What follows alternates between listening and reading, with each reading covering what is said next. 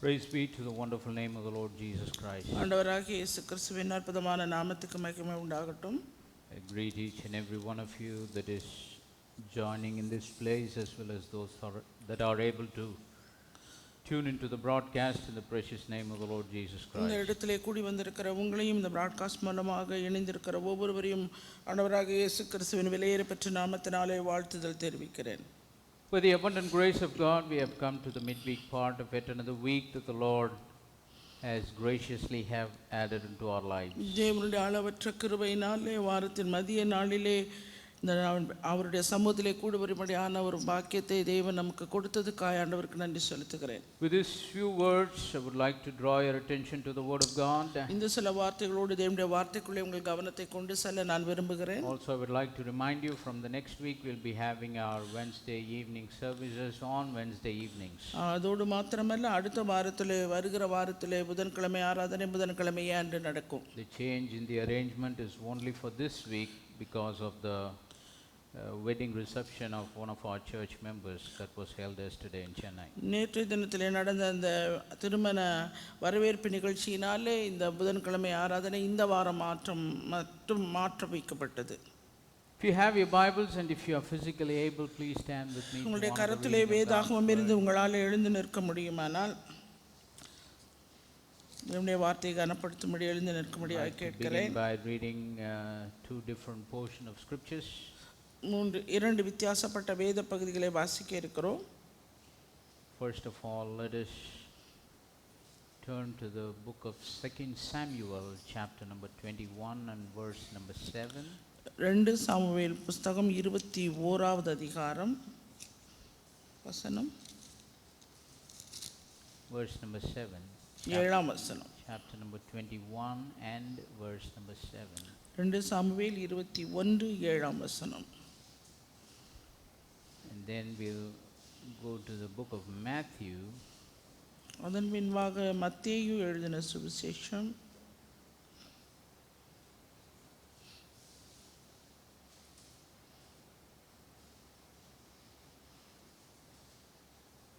Chapter number 5 and verse number 7. 5வது அதிகாரம் 7ஆம் வசனம். 2 Samuel chapter 21 and verse number 7, it says, "But the king spared Mephibosheth, the son of Jonathan, the son of Saul, because of the Lord's oath that was between them, between David and Jonathan, the son of Saul." 2 Samuel 21:7. ஆனாலும் தாவீதும் சவுலின் குமாரனாகிய யோனத்தானும் கர்த்தரை கொண்டு இட்ட ஆணையின் நிமித்தம் ராஜா சவுலின் குமாரனாகிய யோனத்தானின் மகன் போசேத்தை தப்பவிட்டு. Matthew chapter number 5 verse number 7, it says, "Blessed are the merciful, for they shall obtain mercy."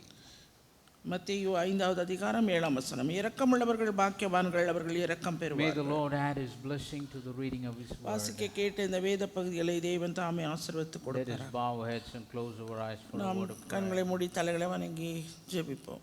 Most gracious and loving Heavenly Father, மிகுந்த கிருபையும் அன்பும் நிறைந்த பரலோகத்தின் we தகப்பனே, thank you for the wonderful opportunity that you have given us this evening time. இந்த மாலை வேளையிலே நீர் கொடுத்த இந்த நல்ல அருமையான வாய்ப்புக்காய் நன்றி Father, செலுத்துகிறேன். as we approach your word, we approach you because you are the author of your word. ஆண்டவரே, உம்முடைய வார்த்தையை நாங்கள் அணுகும் போது நாங்கள் உண்மை அணுகுகிறவர்களாக இருக்கிறோம். ஏனென்றால் வார்த்தையின் ஆதாரம் நீராக இருக்கிறேன். Pray that you will come on to the scene and speak to our hearts this evening. ஆண்டவரே, இந்த மாலை வேளையிலே இந்த இடத்துல நீர் வந்து எங்கள் இருதயத்தோடு கூட நீர் பேச வேணுமா ஜெபிக்கிறேன். We rebuke every foul spirit that is trying to stop the going forth of your word with preciseness and clarity. ஆண்டவரே, வசனத்துக்குரிய புரிந்து கொள்ளுதலையும் தெளிவையும் ஆண்டவரை எடுத்து போடக்கூடிய எல்லா அசுத்த ஆவிகளையும் அந்தகாரத்தின் ஆவிகளை கடிந்து கொண்டு சபிக்கிறேன். We pray that your sweet spirit will linger all around us. ஆண்டவரே, இனிமையான நம்முடைய ஆவியானவர் தாமே எங்களோடு கூட இருக்க வேண்டும் என்று ஜெபிக்கிறேன். May the eternal purpose of you sending your word be fulfilled in each and every one of நீர் our உம்முடைய lives. வார்த்தையை அனுப்புகிறதான நித்தியமான நோக்கம் ஒவ்வொருவருடைய வாழ்க்கையிலும் நிறைவேற்றப்படட்டும். We love you and we thank you. உம்மை நேசிக்கிறோம், உமக்கு நாங்கள் நன்றி செலுத்துகிறோம். Declare that all the glory, honor and praise it belong to you and you alone. சகல துதி கன மகிமை மேன்மையெல்லாம் உமக்கு ஒருவருக்கே உண்டாகட்டும் For என்று we ask all of சொல்லியிருக்கிறோம். these wonderful blessings in the precious name of the Lord இந்த Jesus. எல்லா ஆசீர்வாதங்களையும் வெளியேற பெற்ற நம்முடைய நாமமாகிய இயேசு கிறிஸ்துவின் நாமத்தினாலே கேட்கிறேன். Amen. Amen. Please be seated. தயவு செய்து உட்காரும். For the last few weeks, கடந்த சில வாரங்களாக we have been talking on a series called Being Committed to the Right Christian Attitude. சரியான ஒரு கிறிஸ்தவ நடத்தைக்கு நம்மை முழுவதுமாய் அர்ப்பணிக்க வேண்டும் என்கிற தலைப்பின் கீழே தொடர் போதனை பார்த்து வருகிறோம். We have been looking at some of the important attitudes that we as God's people have to have in the lives that we are living in Christ. கிறிஸ்துவுக்குள்ளே வாழ்கிற இந்த கிறிஸ்துவ வாழ்க்கைக்கு வேண்டிய நடத்தைகள் என்ன, சரியான நடத்தை என்ன என்று சிலவற்றை நாம் தியானித்தோம். And especially in the last week we talked about being partakers of the divine nature. விசேஷமாக கடந்த வாரத்திலே நாம் தியானித்தது அவருடைய திவ்ய சுவாபத்திலே நாம் பங்குள்ளவர்களாக வேண்டும் என்பது. Apostle Peter writing in his epistle, he says we are called to be partakers of his divine nature. அவருடைய திவ்ய சுவாபத்துக்கு பங்குள்ளவர்களாகும்படி நாம் அழைக்கப்பட்டிருக்கிறோம் என்று அப்போஸ்தலனாகிய பேதுரு தன்னுடைய நிருபத்தில் So எழுதுகிறார். what is the divine nature that the scripture is talking about? இங்கே வேதவசனம் சொல்லுகிற அந்த தெய்வீக சுவாபம் என்பது என்ன? That divine nature is the agapao love that God has manifested upon each and every one of us. நம் ஒவ்வொருவருக்காகவும் வெளிப்பட்ட அந்த தெய்வீக அன்புதான் அந்த திவ்ய சுவாபம். So as he has manifested his agapao nature upon each and every one of us, நம் ஒவ்வொருவருக்காகவும் தம்முடைய அந்த அவருடைய தெய்வீக அன்பை வெளிப்படுத்தி அவர் வந்ததனாலே it is God's expectation that we become partakers of that divine nature of God. தேவனுடைய எதிர்பார்ப்பும் அந்த திவ்ய சுவாபத்திலே தெய்வீக அன்பிலே நாம் பங்குள்ளவர்கள் ஆக வேண்டும் என்பதாகும். That's why the scripture doesn't divide God and God's love, but it says God is love. அதனால தான் வேத வசனம் தேவனையும் தேவனுடைய அன்பையும் வெவ்வேறாக பிரித்து சொல்லாமல் தேவனே அன்பாக இருக்கிறார் என்று சொல்லப்பட்டிருக்கிறது. It doesn't say God has love on us, but it says God is love. தேவன் நம் மீது அன்பாக அன்பு வைத்திருக்கிறார் என்று சொல்லாமல் தேவன் அன்பாகவே இருக்கிறார் என்று Yes, சொல்லப்பட்டிருக்கிறது. God loves us and he has manifested his love upon us because he is love. தேவன் நம் மீது அன்பாக தான் உள்ளார், ஏனென்றால் அவர் அன்பாக இருக்கிறதுனால அந்த அன்பை நமக்கு So வெளிப்படுத்தி if இருக்கிறார். we have to grow into that perfection, to the full measure of the stature of Christ, கிறிஸ்துவனுடைய அந்த நிறைவான வளர்ச்சியின் அளவுக்கு தக்க அந்த பூரணத்துவ நிலையை நாம் it is அடையிறதுக்கு very important that we have this attitude of the divine nature of God, which is agapao love. தெய்வீக சுவாபமாகிய அந்த தெய்வீக அன்பு, அந்த அகாப்பே அன்பு நமக்குள்ளே வாசமாய் இருக்க வேண்டும், நாம் அதில் பங்குள்ளவர்களாய் இருக்க வேண்டியது So when அவசியமாய் we இருக்கிறது. become partakers of this divine nature, அந்த தெய்வீக சுவாபத்திலே நாம் பங்குள்ளவர்கள் ஆகும்போது we will follow his commandments, we will keep his commandments, the அவருடைய Bible கற்பனை says. வேதனம் சொல்லுகிறபடி அவருடைய கற்பனைகளை நாம் கைக்கொள்ளுகிறதாய் இருக்கிறோம். Because agapao love is the new commandment that Jesus gave us. அந்த தெய்வீக அன்பு தேவனாலே கொடுக்கப்பட்டது ஒரு புதிய கட்டளையாகும். So when we have that one singular commandment of agapao love, அந்த தெய்வீக அன்பாகிய அந்த ஒரே கட்டளையிலே we will keep all the commandments of God. தேவனுடைய எல்லா கட்டளைகளையும் கற்பனைகளையும் நாம் So கைக்கொள்ளுகிறவர்களாகிறோம். this life in Christ that in which we are living, it is a life of love. It நாம் is a வாழ்ந்து relationship of love that we have with God. நாம் வாழ்ந்து கொண்டிருக்கிற கிறிஸ்துவுக்குள் வாழ்கிற இந்த வாழ்க்கையானது தெய்வீக அன்பின் வாழ்க்கையாகும். Most of the human relationships that we have on this earth, it is also based on some kind of love. மனிதர்களோடு நாம் வாழ்கிற இந்த உலகத்திலே ஒருவருக்கொருவர் பரிந்து கொள்ளுகிறதும் பரிமாறிக்கொள்கிறதும் ஒரு அன்பிதான். And the relationship that we have with God, it is based on agapao love. ஆனால் தேவனோடு கொண்டுள்ள உறவுக்கும் இணைப்புக்கும் முக்கியமானது தெய்வீக So when அன்பாகும். we have that nature, அந்த தன்மை, அந்த நடத்தை நமக்குள்ளே இருக்கப்பட வேண்டும். many kinds of godly attributes will begin to flow out of our life. நம்மிலிருந்து அநேக தேவனுடைய தன்மைகள் காரியங்கள் வெளிப்படாது ஏதுவாகிறது. So the one nature, it brings out from us all the divine attributes of God. எனவே அந்த தெய்வீக சுபாவமாகி அந்த ஒரே தெய்வீக அன்பு நமக்குள்ளே இருந்து வெளிப்படும் போது அது தேவனுடைய அநேக தன்மைகளை இன்னும் நமக்குள்ளே இருந்து வெளியே கொண்டு வருகிறது. Because as we read in the scripture, God is love. ஏனென்றால் வேத வசனத்திலே வாசித்தோம் தேவன் அன்பாகவே That's why இருக்கிறார். everything he does is because of his agape love. அவர் சகலவற்றையும் அவர் செய்து நிறைவேற்றி முடித்திருக்கிறார் தெய்வீக All அன்பினாலே. that he did for us is because of his agape love. அவர் செய்தவைகள் எல்லாமே அந்த தெய்வீக அன்பினாலே செய்யப்பட்டதாகும். All the things that he is doing, all the things that he'll ever do is because of his love on us. அவர் செய்தது செய்து கொண்டிருப்பது நீ செய்ய போவது சகலமுமே அந்த தெய்வீக அன்பாகிய God doesn't அகாப்பே do அன்பினாலே. anything in our life ஆண்டவர் நம்முடைய வாழ்க்கையிலே எதை செய்தாலும் out of his love. அவருடைய அன்பின் நிமித்தமாக அவர் செய்கிறவராய் Everything இருக்கிறார். comes from his love. ஏனென்றால் சகலமும் அவருடைய அன்பிலிருந்து நமக்கு வருகிறதாய் இருக்கிறது. Praise the name of the living God. நாமத்துக்கே That's why the scripture says, for God so loved the world. தேவன் இவ்வளவாய் உலகத்தில் அன்பு கூர்ந்தார் That is என்று why he gave பார்க்கிறோம். his only begotten son. அதனாலதான் அவர் தம்முடைய ஒரே பேரான குமாரனை இந்த And உலகத்துக்கு his name is கொடுத்தார். Jesus Christ. அவருடைய நாமம் கர்த்தராகிய இயேசு And Kristu. through the salvation that we have received, we are living our lives in Christ. ரட்சிப்பின் மூலமாய் அவரை பெற்றுக்கொண்ட நாம் அவருக்குள்ளே வாழ்கிறவர்கள் ஆகிறோம். Praise the name of the living God. நாமத்துக்கே மகிமை. So that one nature of God, அந்த தெய்வீக தன்மையாகிய அந்த ஒரே தன்மை when we are committed to that attitude of partaking in the divine nature of God, அந்த தெய்வீக சுபாவமாகிய அந்த தெய்வீக அன்பிலே பங்கு பெறும்போது it begins to bring out many different attributes of God. அது தெய்வீக தன்மையாகிய பல தன்மைகளை நமக்குள்ளிருந்து வெளிக்கொண்டு Godly வருகிறது. nature will begin to flow out of our lives. தேவனுடைய தன்மை நம்முடைய வாழ்க்கையிலிருந்து வெளிவருகிறதா இருக்கிறது. So we are going to talk about one such attribute that the agape love of God triggers in our life. தெய்வீக அன்பாகிய அந்த அகாப்பே அன்பு நம்முடைய வாழ்க்கைக்குள்ளே உண்டாகும்போது We are going to talk about one attribute that God's love brings out of us. தேவனுடைய அன்பு நமக்குள்ளிருந்து வெளியே கொண்டு வரக்கூடிய காரியங்களை குறித்து இந்த நாட்களிலே நாம் We தியானிக்க are going to talk about one of the attributes. அந்த தன்மைகளிலே ஒன்றை குறித்து நாம் பார்க்க போகிறோம். And that attribute is nothing but being merciful. அது வேறு ஒன்றுமில்லை, அது இரக்கத்தை Like I குறித்ததாகும். told you, God's all attributes is because of his love. சகல ஆண்டவருடைய சகல சுபாவங்களும் தன்மைகளும் அவருடைய அன்பின் நிமித்தமாய் The Bible says he is gracious, he is merciful, he is kind, he is compassionate. அவர் இரக்கமுள்ளவர், அவர் கிருபை உள்ளவர், அவர் மனவுருக்கமானவர். All of these attributes comes out of him because of his love. இந்த காரியங்கள் எல்லாமே அவருடைய அன்பின் நிமித்தமாய் And வெளிப்படுகிறது. being merciful is one such attribute that the nature of God's love always emanates or brings out. இந்த இரக்கம் என்கிற அந்த ஒரு தன்மை கூட அந்த தெய்வீக அன்பாகிய அன்பினாலே வெளிப்படக்கூடிய ஒரு So காரியம். if we have the love of God, நம் தேவனுடைய அன்பு நமக்குள்ளே we இருக்குமானால் must have this attribute of being merciful unto others. நாம் மற்றவர்களிடத்தில் இரக்கமுள்ளவர்களாய் இருக்காது ஏதுவாகிறது. Many times we expect God's mercy, அநேக நேரங்களிலே தேவனுடைய இரக்கத்தை நாம் எதிர்பார்த்திருக்கிறோம். but the scripture that we read in the book of Matthew, it says, ஆனால் மத்தேயுவிலே நாம் வாசிக்க கேட்ட அந்த வேத வசனமானது blessed are the merciful, only when we are merciful we shall be able to obtain நாம் mercy. The Bible says. இரக்கமுள்ளவர்களாய் இருந்தால் தான் அந்த இரக்கத்தை தெய்வீக இரக்கத்தை நம்மாலே பெற்றுக்கொள்ள முடியும். Praise the name of the உம்முடைய living God. நாமத்துக்கே மகிமை. It is a byproduct of love nature. இது தெய்வீக அன்பினுடைய அடுத்த ஒரு காரியமாகும்.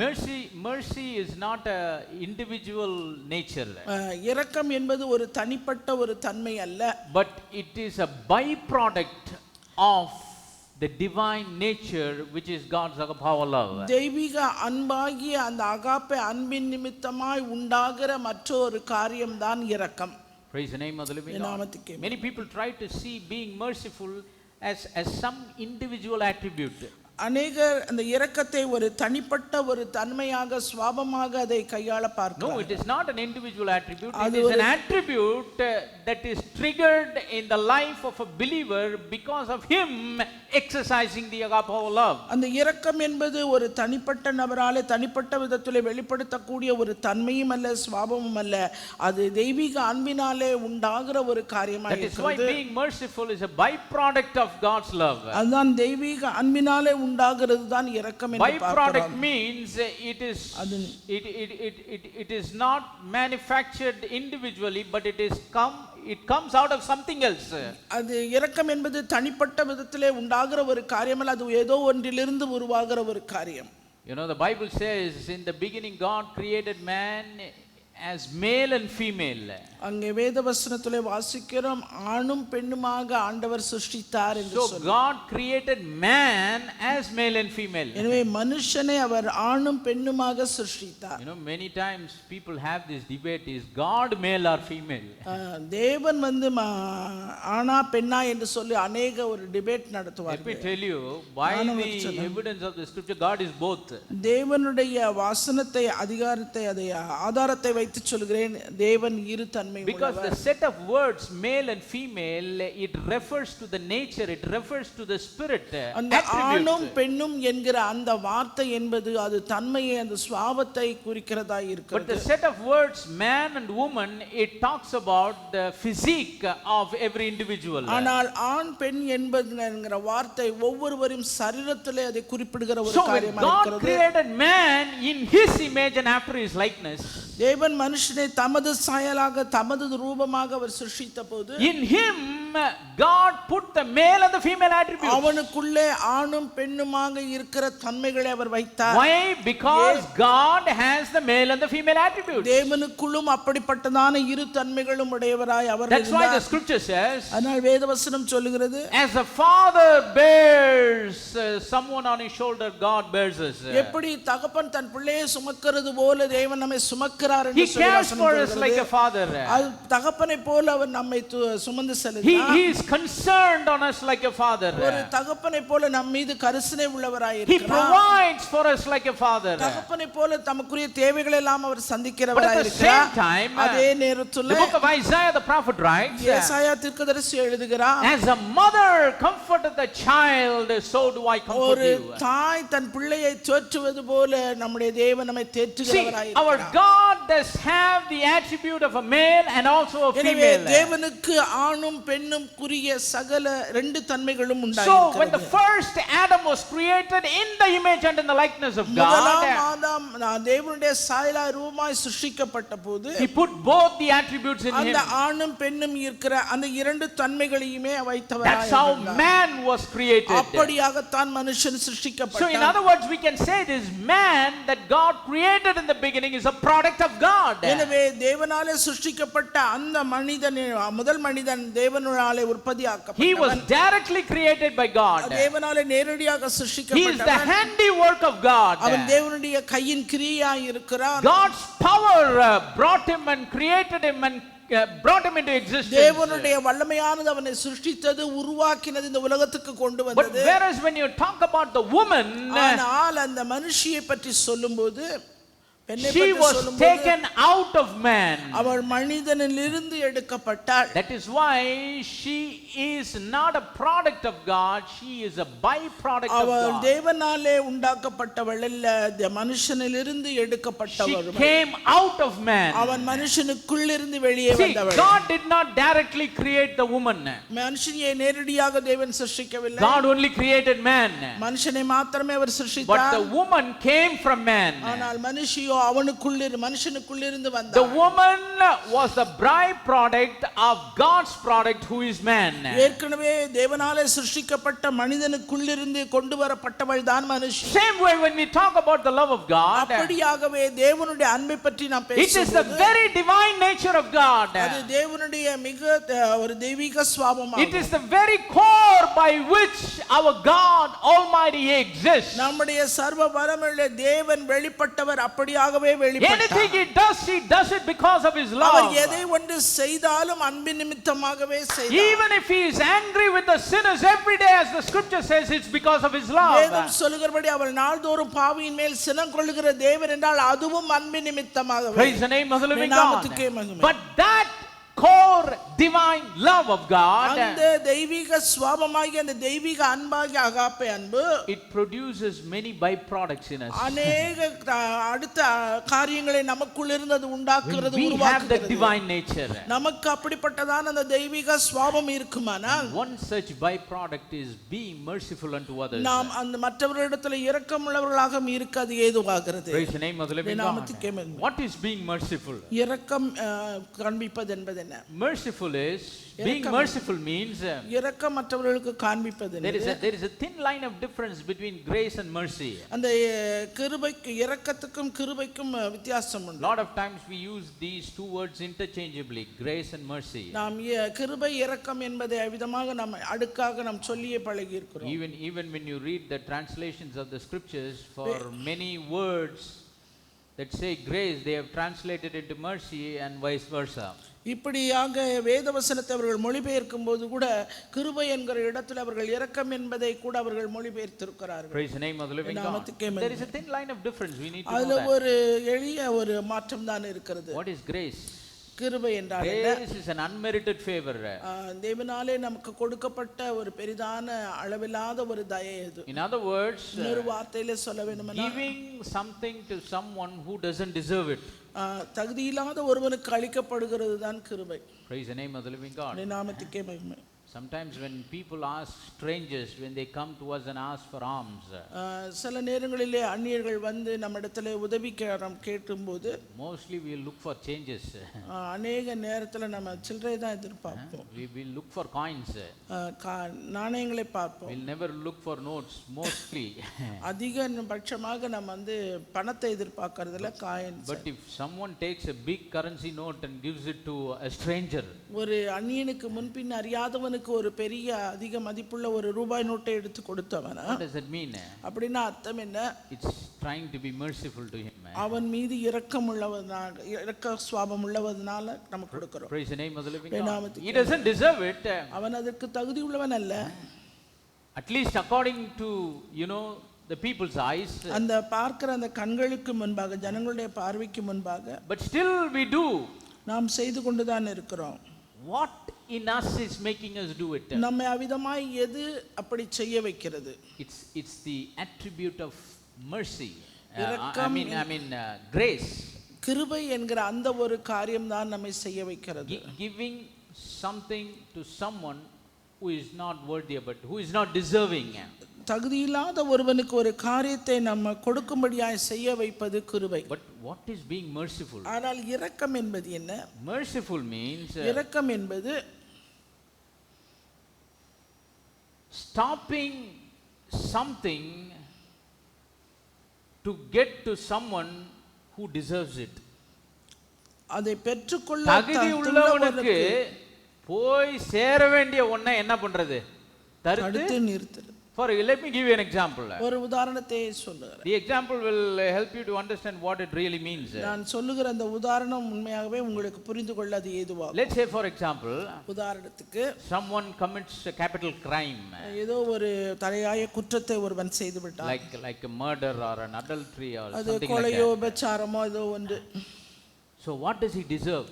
அவனுக்கு அதுக்கான தகுதி என்ன? அவன் எதை பெற்றுக்கொள்ள தகுதியுள்ளவன்? If we look to the law books of our country, நம்முடைய தேசத்தினுடைய சட்ட புத்தகத்தை பார்த்தோம்னா he deserves the severe punishment, capital அவனுக்கு ஒரு punishment. அதிகபட்சமான தண்டனை கிடைக்கும். People who commit capital crimes, they deserve capital punishment. அவர் இவ்விதமாக ஒரு அதிகமான பாவத்தை செய்ததனால, தலையாய பாவத்தை செய்ததனால அதற்கேற்ற தண்டனை உண்டு. All these laws that we have in this world, it came out of God's law, from Mosaic law.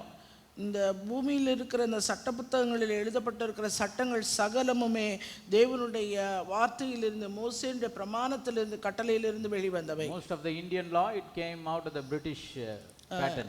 இந்திய அரசாங்க சட்டம் எல்லாமே England அரசாங்கத்திலிருந்து. Where did British law come? It came from the Roman Empire. England British அவர்களுடைய சட்டம் வந்தது ரோம சாம்ராஜ்யத்திலிருந்து. From where did the Roman law come? ரோம சாம்ராஜ்யம்க்கு எங்க வந்தது? So if you trace back from where the law started, it all began from the law of Moses. சட்டம் என்கிற ஒன்று எங்கே ஆரம்பித்தது என்று இப்படியே நான் போய்க்கொண்டே இருந்தோமானால், started from the law of Moses. அது மோசேயுடைய பிரமாணத்திலிருந்து ஆரம்பித்தது. God is the author of law. எனவே தேவனே அந்த சட்டத்துக்கு ஆதாரம். So what does the law of Moses say? மோசேயுடைய பிரமாணம் சொல்லுகிறது, an eye for an eye, tooth for a tooth. கண்ணுக்கு கண் பல்லுக்கு பல். If somebody murders, he has to be murdered. அவன் ஒருத்தன் கொலை செய்தால் அவன் கொலை செய்யப்பட வேண்டும். That's the punishment that he deserves. A murderer deserves to be murdered. கொலை செய்தவன் அதை பெற்றுக்கொள்ள தகுதியுள்ளவன் கொலை. A killer deserves to be killed. எனவே கொலை செய்ய கொல்லுகிறவனுக்கு அந்த But when someone comes and stops it, ஆனால் யாரோ ஒருவர் வந்து அவனுக்கு கிடைக்க வேண்டிய இந்த தண்டனையை நிறுத்தி போடுவாரனா, says, it's okay, you have murdered, I forgive you. நீ கொலை தான் செஞ்சுட்ட, பரவாயில்ல, நான் உன்னை மன்னிச்சிட்டேன் அப்படின்னு சொல்லுகிறார். I take back the case. எனவே அந்த வாதத்தை சட்டத்தை நான் I no more accuse you. நான் இதுக்கு மேல உன்னை குற்றம் When சுமத்த someone says that, அப்படி யாராவது ஒருத்தர் சொன்னாங்கன்னா that is called showing mercy. அதுதான் அவனுக்கு காண்பிக்கப்படுகிற இரக்கம். Because stopping something that someone has to get who deserves it.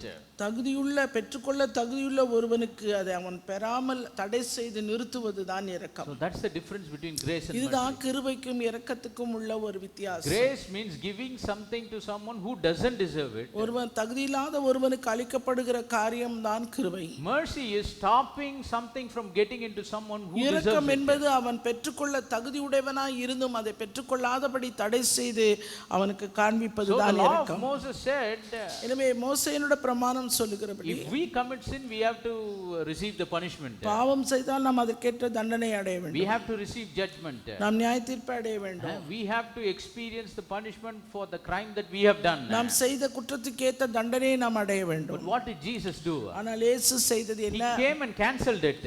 தேவன் அதை இயேசு அதை நீக்கினார். How did he cancel our punishment? எப்படி நம்முடைய தண்டனையை அவர் நீக்கினார்? By taking all our punishment upon himself. நம்முடைய தண்டனை எல்லாம் ஆக்கினை தீர்ப்பை எல்லாம் அவர் தன் மீது சுமந்து கொண்டார். Praise the name of the living God. நாமத்துக்கு Why? Because of his agape love. அவருடைய தெய்வீக அன்பினாலே. That agape love brought out the attribute of his mercifulness towards us. அந்த தெய்வீக அன்பு அவருடைய இரக்கத்தை நமக்கு நேராய் கொண்டு He came and took our place. அவர் நம்முடைய இடத்தை He எடுத்துக்கொண்டார். took our punishment upon himself. நம்முடைய தண்டனையை அவர் தன் மீது He ஏற்றுக்கொண்டார். took our sins upon him. நம்முடைய பாவத்தை அவர் மீது அவர் He took ஏற்றுக்கொண்டார். our curse upon him. நம்முடைய சாபத்தை அவர் எடுத்துக்கொண்டார். He took our sickness upon him. நம்முடைய பாவங்கள் எல்லாவற்றையும் அவர் The எடுத்துக்கொண்டார். scripture says வேதவசனம் சொல்லுகிறது, he was made to be a sinner for us, நமக்காக அவர் பாவமானார் என்று பார்க்கிறோம். that we might receive the righteousness of நாம் God. தேவனுடைய நீதியை பெற்றுக்கொள்ளும்படியாய் அவர் நமக்காக அவர் He பாவமானார். took our sin upon himself. அவர் நம்முடைய பாவங்களை அவர் தன் மீது ஏற்றுக்கொண்டார். Not only that, the scripture also says, I believe in the book of Galatians, கலாத்தியருக்கு எழுதின நிருபத்தில் என்று நான் நினைக்கிறேன், he was made to be a curse for us. அவர் நமக்காக சாபமானார் என்று சொல்லப்பட்டிருக்கிறது. See, curse is the punishment for sin. சாபம் என்பது பாவத்துக்காக கொடுக்கப்படுகிற ஒரு That's the தண்டனை. picture that we see in the book of Genesis. அதைத்தான் நம்ம ஆதியாகம புத்தகத்திலே நாம் The பார்க்கிறோம். book of Genesis, first sin came. முதல்ல பாவம் பிரவேசித்தது. After sin, curse came. பாவத்துக்கு பின்பாக சாபம் வந்தது. After Adam and Eve, they hid themselves because of taking part in the forbidden fruit. விலக்கப்பட்ட விருட்சத்தின் கனியிலே பங்கு பெற்றபடியினாலே அவர்கள் தங்களை விருட்சத்திலே ஒளித்துக் And when கொண்டார்கள். the Lord walked into the garden, அப்பொழுது தேவன் பகலின் குளிர்ச்சியான வேளையில வந்தபோது they both hid themselves. அவர்கள் தங்களை மறைத்துக் கொண்டவர்களாயிருந்தார்கள். And then when the Lord spoke to them, what did he say? அப்பொழுது ஆண்டவர் அவர்களிடத்தில் பேசினபோது அவர்கள் சொன்னது என்ன? Cursed shall be the ground for the sake of your sin. உன் நிமித்தம் பூமி சபிக்கப்பட்டிருக்கும். உன்னிமித்தம் பூமி சபிக்கப்பட்டிருக்கும். God did not curse Adam. தேவன் ஆதாமை சபிக்கவில்லை. கவனிச்சிருக்கீங்களா? ஆதாம சபிச்சாரா? ஆதாம ஆசீர்வதிச்சாரு, அவ்வளவுதான். He only blessed Adam. ஆதாமை அவர் ஆசீர்வதித்தார். And he kept him on a blessed ground. நல்ல ஒரு ஆசீர்வாதமுள்ள பூமியிலே அவர் வைத்தார். But when he sinned, ஆனால் அவன் பாவம் செய்தபோது he cursed the ground for the sake of man's sin. மனுஷன் செய்த பாவத்துக்காக பூமியை அவர் சபித்தார். So the man who was living on a blessed ground, he started to live his life on a cursed ground. ஆசீர்வாதமுள்ள பூமியிலே வாழ்ந்த ஒரு மனிதன் பாவத்துக்கு பின்பாக சபிக்கப்பட்ட பூமியிலே வாழ்கிறவனாக. So when man started to live his life on a cursed ground, what happened? மனுஷன் அவிதமாக சபிக்கப்பட்ட பூமியிலே வாழ ஆரம்பித்த பின்பு நடந்தது என்ன? As soon as the Lord pronounced and said, cursed be the ground for the sake of your sin, உன் பாவத்து நிமித்தம் பூமி சபிக்கப்பட்டிருக்கும் என்று அவன் மீது அந்த காரியத்தை சொன்ன உடனே we read in the scriptures, it brought forth thorns and thistles. அது முட்களையும் முள்ளையும் முள்ளை குறுக்கையும். குறுக்கையும் உண்டாக்கினது. So before that curse there was no thorns and thistles on the ground. அதற்கு முன்பாக பூமியிலே முள்ளும் இல்ல குறுக்கும் இல்ல. Every plant, every stem, every tree, it was smooth. எல்லா மரங்களும் செடி கொடிகளும் அதனுடைய தண்டு பகுதிகளும் மென்மையா இருந்தது. But the moment the curse came upon the ground, ஆனா அந்த பூமிக்கு மீது அந்த சாபம் வந்த உடனே it brought forth thorns and thistles. அது முள்ளையும் குறுக்கையும் முளைப்பித்தது என்று பார்க்கிறோம். All the trees you find with thorns and thistles, you can see that as a symbol of God cursing the Mullum ground. குறுக்கும் இருக்கிற செடியையோ மரத்தையோ பாத்தீங்கன்னா நல்லா ஞாபகம் வச்சுக்கோங்க, தேவன் சபித்த பூமியை சபித்ததினாலே உண்டான விளைவு அது. So when Jesus came, இயேசு வந்தபோது the scripture says வேதவசனம் சொல்லுகிறது, they planted a crown of thorns and laid him upon his head. அவர் சிரசிலே முள்ளுள்ள கிரீடத்தை அவர்கள் வைத்தார்கள் என்று So பார்க்கிறோம். why did they make a crown out of thorns? ஏன் அவங்க கிரீடத்தை முள்ளினால செஞ்சாங்க? They did it as a symbol of Jesus taking the curse that he placed on the ground and he was carrying on himself. பூமியிலே அவர் வைத்த அந்த சாபத்தை அவர் தன் மீதே ஏற்றுக்கொள்வதற்கு ஒரு அடையாளமாக தான் முள்ளினாலே அவருக்கு ஒரு See, if we sin, we have to experience curse. நாம பாவம் செய்தால் நாம தான் அந்த சாபத்தை அனுபவிக்க But when Christ Jesus came, ஆனால் இயேசு கிறிஸ்து வந்தபோது and when he suffered at the end of his earthly life, இந்த பூமி பூலோக வாழ்க்கையின் முடிவிலே அவர் he பாடுபட்ட took போது all our sins நம்முடைய பாவங்களை எல்லாம் அவர் தன் மீது ஏற்றுக்கொண்டார். and all the curse that we deserve. நாம எல்லா சாபத்துக்கும் தகுதியான நாம், எல்லா சாபத்துக்கும் பங்குள்ளவர்களாகிய அதற்கு தகுதி பெற்ற நாம அந்த சாபம் வராதபடி என்ன பண்ணாரு? தன் மீது ஏற்றுக்கொண்டார். எது எப்படி செய்ய வச்சது?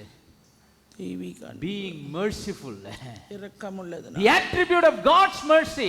தேவனுடைய அந்த இரக்கம் என்கிற தன்மையினால், because of his divine nature of agape love, அந்த தெய்வீக சுபாவமாகிய அந்த தேவனுடைய தெய்வீக அன்பினாலே it stopped the punishment, stopped the curse that we rightfully deserve in our lives. நம்முடைய வாழ்க்கையிலே பெற தகுதியுள்ள தண்டனை பெற தகுதியுள்ள நம்முடைய வாழ்க்கையின் தண்டனையை அவர் நிறுத்தி வைத்தார். So we who experienced such great mercy in our life, எனவே இப்படிப்பட்டதான ஒரு பெரிதான இரக்கத்தை நம்முடைய வாழ்க்கையிலே நாம் அனுபவித்தவர்களாய் see, we are confident today.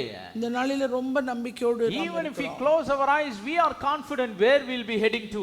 நம்முடைய கண்ணை மூடினா நம்ம எந்த இடத்துல நம்ம தலை சாய்வோம். No matter whatever sins we might have done in our life, நம்முடைய வாழ்க்கையில எப்படிப்பட்டதான பாவங்களை நாம் செய்திருந்த once we போது, repent of our sins ஒருமுறை நாம் பாவத்திலே மனம் திரும்பின பின்பு and believe in the blood of Christ கிறிஸ்துவின் இரத்தத்தை விசுவாசிக்கும் போது, and all the work that it has done, அந்த இரத்தத்தினாலே உண்டான சகல கிரியைகளை believe நாம் in his death, விசுவாசிக்கும் burial and போது, resurrection, அவருடைய மரணம் அடக்கம் உயிர்த்தெழுதலை நாம் we விசுவாசிக்கும் have the போது, confidence and the peace that all our past sins and curse and everything has been wiped away. நம்முடைய கடந்த கால பாவத்து நிமித்தமாய் உண்டான சாபம் தண்டனை சகலமும் எல்லாவற்றிலும் இருந்து விடுவிக்கப்பட்டதாய் துடைக்கப்பட்ட ஒரு நம்பிக்கையிலே நாம் That's இருக்கிறோம். why for a believer the judgment is past. அதனால தான் விசுவாசிகளுக்கு தண்டனைகள் எல்லாம் அது கடந்து போன ஒன்று. Do you know our judgment is already past? நம்முடைய நியாயத்தீர்ப்பு ஏற்கனவே கடந்து போனது உங்களுக்கு தெரியுமா? For a bride of Christ, கிறிஸ்துவின் மனவாட்டிக்கு the judgment is over. நியாயத்தீர்ப்பு முடிந்து போனது. We won't be standing before the judgment seat of Christ, கிறிஸ்துவனுடைய நியாயசனத்துக்கு முன்பாக நாம் நிற்க போகிறோம். where he will say, go to the lake of fire, go to eternal life. நீ எரிகிற அக்கினிக்கு போ, நீ நித்திய ஜீவனுக்கு போ என்று சொல்லுகிற அந்த நிலையிலே That is நாம் for others. அது மற்றவர்களுக்கு தான். But for the bride of Christ, ஆனால் கிறிஸ்துவின் மனவாட்டிக்கு the scripture very clearly says, வேதவசனம் மிகவும் தெளிவாக we சொல்கிறது, have passed from death to life. நாம் மரணத்துக்கு நீங்களாகி ஜீவனுக்கு உட்பட்டிருக்கிறோம். When did our judgment get over? நம்முடைய நியாயத்தீர்ப்பு எப்பொழுது முடிவு It பெற்றது? was finished 2000 before on the cross. 2000 வருடங்களுக்கு முன்பாகவே சிலுவையிலே அது நிறைவு That பெற்றது. was our judgment. அதுதான் நம்முடைய நியாயத்தீர்ப்பு. Our judgment was taken upon Christ. நம்முடைய நியாயத்தீர்ப்பு கிறிஸ்து தன் மீது ஏற்றுக்கொண்டார். Praise the name of the living God. நாமத்துக்கே மகிமை. It's because of his attribute called mercy. அந்த இரக்கம் என்கிற அந்த தன்மையினாலே நமக்கு And உண்டானது. it's because of his agape love. அவருடைய தெய்வீக அன்பினாலே உண்டான அந்த And இரக்கம். now he says, இப்பொழுது அவர் I சொல்லுகிறார், have shed abroad my love into your hearts. நான் உங்களுடைய இருதயங்களிலே என்னுடைய அன்பை ஊற்றி இருக்கிறேன். Like Romans 5:5 says, ரோமர் 5:5 through the வாசிக்கிறோம், Holy Spirit he has shed his love abroad in our hearts. பரிசுத்த ஆவியினாலே தேவனுடைய அன்பு நம்முடைய இருதயங்களிலே ஊற்றப்பட்டிருக்கிறது. That is why he is expecting the attribute of his mercy to emanate out of our life. அந்த அன்பினாலே உண்டாகிற அந்த இரக்கம் நமக்குள்ளிருந்து வெளிப்பட வேண்டும் என்று சொல்லி எதிர்பார்க்கிறார். That's why in verse number 7 in Matthew chapter 5 we read in the scripture, மத்தேயு 5:7 நாம் பார்க்கிறபடி, blessed are the merciful for they shall obtain mercy. இரக்கமுள்ளவர்கள் பாக்கியவான்கள், அவர்கள் இரக்கம் பெறுவார்கள். Praise the name of the living God. நாமத்துக்கே மகிமை. Many times we say, Lord, be merciful unto me. அநேக நேரத்தில் கர்த்தாவே என் மீது கிருபையாயிரும் என்று சொல்லி, இரக்கமுள்ளவராயிரும் என்று சொல்கிறோம். The book of Proverbs says, நீதிமொழிகள் புஸ்தகம் சொல்கிறது, he that hideth his sins shall not prosper, தன் பாவங்களை மறைக்கிறவன் வாழ்வடைய மாட்டான். but he that confesseth and forsaketh his sin shall obtain mercy. அவர்களை அறிக்கை செய்து விட்டு விடுகிறவனோ இரக்கம் பெறுவான். I remember several years before preaching a series on obtaining the mercy of God. சில நாட்களுக்கு முன்பாக தேவனுடைய இரக்கத்தை பெற்றுக்கொள்ளுதல் என்கிற தலைப்பின் கீழே பார்த்தோம். He that confesseth and forsaketh his sin shall obtain mercy. பாவத்தை அறிக்கையிட்டு விட்டு விடுகிறவன் இரக்கத்தை பெறுவான். Yes, of course, that's true. அது உண்மைதான். When we confess and forsake our sins, we escape the punishment. பாவத்தை அறிக்கையிட்டு விட்டு விடும்போது நாம் அந்த தண்டனைக்கு தப்பித்துக் And கொள்கிறோம். we escape the punishment because of the mercy of God. தேவனுடைய இரக்கத்தினாலே அந்த தண்டனைக்கு நாம் But தப்புகிறோம். at the same time, அதே நேரத்தில் the scripture here says, இங்கே வேதவசனம் சொல்கிறது, if we need to obtain mercy, நாம் இரக்கத்தை பெற we வேண்டுமானால் need to be merciful to others. நாம் மற்றவர்களிடத்தில் இரக்கமுள்ளவர்களாய் இருக்க வேண்டும். Many people are good in confessing their sins. அநேகர் தங்களுடைய பாவங்களை அறிக்கையிடுதலே வல்லவர்கள். Confessing their sins to obtain the mercy of God. தேவனுடைய இரக்கத்தை பெறுவதற்காக தங்கள் பாவங்களை அறிக்கையிடுதலே அவர்கள். And even they are good in even forsaking their sin to obtain the mercy of God. அறிக்கையிட்ட பாவங்களை விட்டு விடுவதற்கும் அவர்கள் திறமை உள்ளவர்கள். But when it comes to being merciful to others, ஆனால் மற்றவர்களிடத்தில் இரக்கம் காண்பிக்க வேண்டும் என்கிற நிலை வரும்போது they are very stingy. அவர் மிக ரொம்ப கஞ்சத்தனமா இருப்பாங்க. They are not large hearted. அவர்களுக்கு தாராள மனது இருக்காது. They are not generous in being merciful to others. அவர்கள் மற்றவர்களிடத்தில் இரக்கம் காண்பிக்க தாராள குணமுள்ளவர்களாக But the scripture here says, ஆனால் வேதவசனம் இங்கே it சொல்லுகிறது, talks about the Sermon on the Mount. அந்த மலை பிரசங்கத்திலே சொல்லப்பட்ட காரியம், Jesus spoke so many things about the blessed people. அங்க பாக்கியவான்களை குறித்து அநேக காரியங்களை அவர் சொல்லி இருக்கிறார். Blessed is the one, blessed are they, blessed, blessed, blessed. பாக்கியவான்கள் இவர், பாக்கியவான்கள் அவர்கள் என்று சொல்லி. And one of the attributes of a blessed man is that he is merciful to others. அந்த பாக்கியமுள்ள நிலைமையிலே சொல்லப்பட்டிருக்கிற ஒரு காரியம், இரக்கமுள்ளவர்கள் பாக்கியவான்கள் அவர்கள். Like blessed are the peacemakers, blessed are the merciful. எப்படி சமாதானம் உள்ளவர்கள் பாக்கியவான்கள் என்று சொல்லப்படுகிறதோ அதுபோல இரக்கமுள்ளவர்கள் பாக்கியவான்கள். Like the blessed are those that hunger and thirst for righteousness. Blessed are those that are merciful. நீதியின் மேல் பசிதாகம் உள்ளவர்கள் பாக்கியவான்கள் என்று சொல்லுகிறபடி இரக்கமுள்ளவர்கள் பாக்கியவான்கள் என்று சொல்லப்பட்டிருக்கிறது. Praise the name of the living God. நாமத்துக்கே மகிமை. பாக்கியவான்கள். It's a huge word in Tamil language. Tamil மொழியிலே அது மிகப்பெரிய ஒரு வார்த்தை. Even in English it says you are blessed. அங்கே ஆங்கிலத்திலே blessed என்று மட்டுமே சொல்லப்பட்டிருக்கிறது. Now people they limit blessing to what they think is the blessing. அவங்க அந்த ஆசீர்வாதங்கிறதுக்கு காரியங்களே வரையறுத்து இவ்வளவுதான் வச்சிட்டு இருக்காங்க. இன்னைக்கு எப்படி ஆயிடுச்சுன்னா ஆசீர்வாதம்ன்றத ஒவ்வொருத்தர் ஒவ்வொரு விதமா என்ன பண்ணிருக்காங்க, புரிஞ்சு வச்சிருக்காங்க, நிர்ணயித்து வச்சு. Some people think having a lot of money is a blessing. சிலருக்குரிய ஆசீர்வாதம் என்கிற நினைப்பு அதிக படம் இருந்தால், being a landlord, having a lot of properties and bungalows and mansions, அதிகபட்சமான நிலங்களையும் வீடுகளையும் பங்களாக்களையும் உடையவர்கள் பாக்கியவான்கள். Some people think having a big bank balance is a blessing. சிலருக்கு வங்கி கணக்கில் அதிகமான பணம் வைத்திருப்பது பாக்கியம். But we need to see the blessing of God as he is seeing it. இந்த ஆசீர்வாதங்கள் எல்லாத்தையும் ஆசீர்வாதமாய் நாம் பார்க்க வேண்டுமானால், We need to see the blessing of God as He is seeing it. அவர் பார்க்கிற வண்ணமாக ஆசீர்வாதத்தை எதென்று நாமும் பார்க்க Praise the வேண்டியவர்களாய் name of the living God. நாமத்துக்கு Yes, having a lot of money is a result, is one of the results of God's blessing. தேவனுடைய ஆசீர்வாதத்தின் விளைவுதான் அந்த பணம் நமக்கு The scripture says He gives us power to get wealth. அவர் ஆசீர்வாதத்தை பெற்றுக்கொள்ள ஆசையை பெற்றுக்கொள்ள அவர் நம்மை பலமுள்ளவர்களாய் The blessing of the Lord makes someone rich, the Bible says. கர்த்தரின் ஆசீர்வாதம் ஐஸ்வரியத்தை தரும் என்று வேதவசனம் But even being merciful is a blessing. இரக்கம் கூட ஒரு ஆசீர்வாதம் உள்ள ஒரு காரியம். If we need to be blessed men and women in the sight of God, தேவனுடைய பார்வையிலே ஒரு ஆசீர்வாதமுள்ள ஒரு மனுஷியாய் நாம் இருக்கப்பட வேண்டும். Very important that we have this attribute of showing mercy to others. மற்றவர்களிடத்திலே காண்பிக்கிற அந்த இரக்க சுபாவம் நம்மிடத்திலே இருக்கப்பட வேண்டும். Not stingily but more generously we have to be merciful. கஞ்சத்தனமாக இல்ல தாராளமாக இருக்கப்பட வேண்டும். Some people think, they should first analyze everything and come to a conclusion before they show mercy to someone. ஒருத்தருக்கு இரக்கத்தை காண்பிக்கிறதுக்கு முன்னாடி அந்த நபரை குறித்து எல்லாத்தையும் ஆராய்ஞ்சு அறிஞ்சு அவங்களே ஒரு தீர்மானம் எடுத்து அதுக்கப்புறம் தான் காட்டலாமா வேணாமான்னு இரக்கம் காட்டுறது. They think they are the elder brother to judge Jesus Christ. அவங்க இயேசு கிறிஸ்துவோட அண்ணன் மாதிரி நியாய தீர்ப்பு செய்யறதுல நியாய தீர்க்கிறதுல இயேசு கிறிஸ்துவுக்கே ஒரு படி எப்படி இருப்பாங்க, மேல இருப்பாங்க. அதெல்லாம் எப்படிங்க கேள்விப்பட்டிருக்கீங்களா? அதெல்லாம் எப்படிங்க மன்னிச்சிருப்பேன், அதெல்லாம் எப்படிங்க, how can I do it? எப்படி நான் அதை செய்வேன்? Wait, it will take some time. நான் காலம் எடுத்துக்கொள்ளும் இதெல்லாம். I want to fast and pray. நான் உபவாசித்து ஜெபிக்க வேண்டும். I want to do this and do that before I come to a conclusion whether I can be merciful to someone or not. நான் இரக்கம் காட்டணுமா காட்ட வேணாமான்னு ஒரு தீர்மானத்துக்குள்ள வர்றதுக்குள்ள நான் சில காரியங்களை செய்யணும். But let me tell you something. ஆனா நான் ஒரு காரியத்தை சொல்றேன். It might shock some people, but let it shock, no problem. இப்படி இருக்கிற ஜனங்களை குறித்து நான் சொல்றது அது அதிர்ச்சியா இருந்துட்டு போட்டோம். We will never be judged for being merciful. நாம் இரக்கம் உள்ளவர்களாய் இருந்தா இந்த மாதிரி நியாய தீர்ப்பு செய்யவே மாட்டோம். We will never be judged for being merciful. நாம எந்த அளவுக்கு இரக்கமா இருந்தாலும் அந்த இரக்கமா இருக்கிறதுனால நாம ஒரு காலம் நியாயம் தீர்க்கப்பட மாட்டோம்.